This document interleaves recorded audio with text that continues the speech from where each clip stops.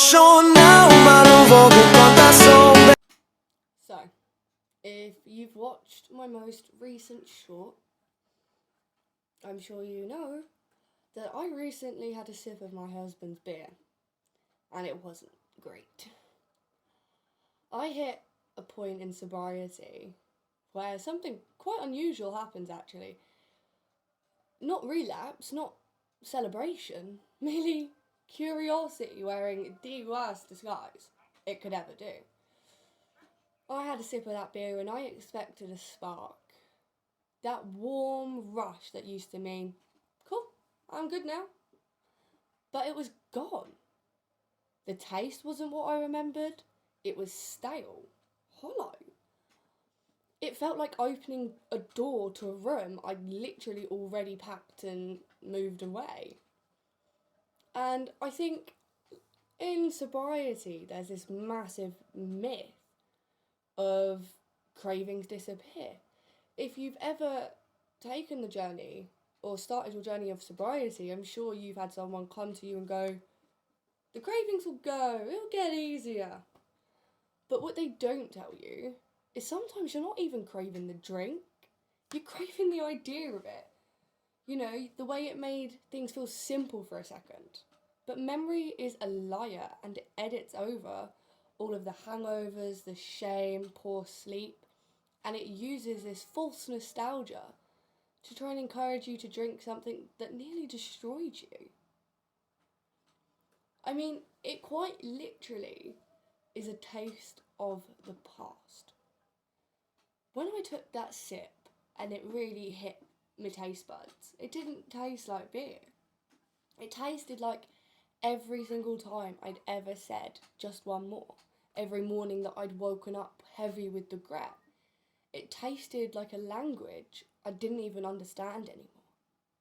It wasn't comfort, it was history. But most people right here, when they hit this point, they're going to go, right, I failed.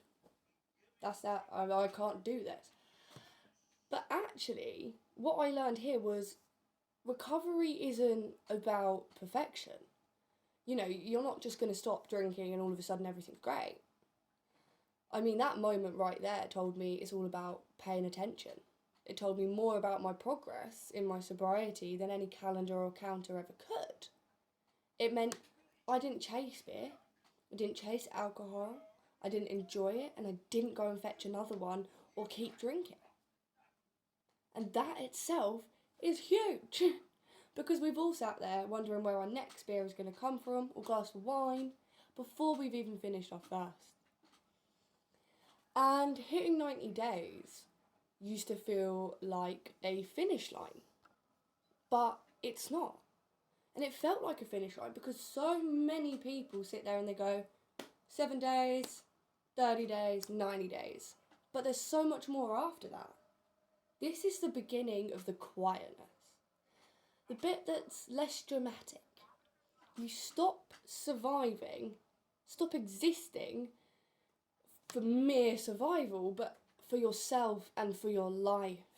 And you start to rebuild yourself from scratch. And you realise, quite frankly, I never knew anything about peace. And then comes the bit that is probably quite hard. I mean, I personally, it took me a little while. But it's accepting that. I mean, I could beat myself up over the fact that I had a sip of beer. But what's the point? I didn't fail. I just got proof that I changed. And that one sip doesn't change that. Because now I know who I am and where I'm going. So really, there is no such thing as failure in sobriety. Merely a learning curve that you just haven't had yet. Sometimes sobriety gives you lessons you definitely didn't ask for. And mine came in a can of beer in my husband's hand. Sometimes you don't even see it coming. But I didn't taste what I remembered, and I didn't feel how I remembered. And that is how I know I'm free. I am now 98 days sober, and I'm not perfect. And I'm not saying there's a miracle cure, but I'm sober and free. And you can be too.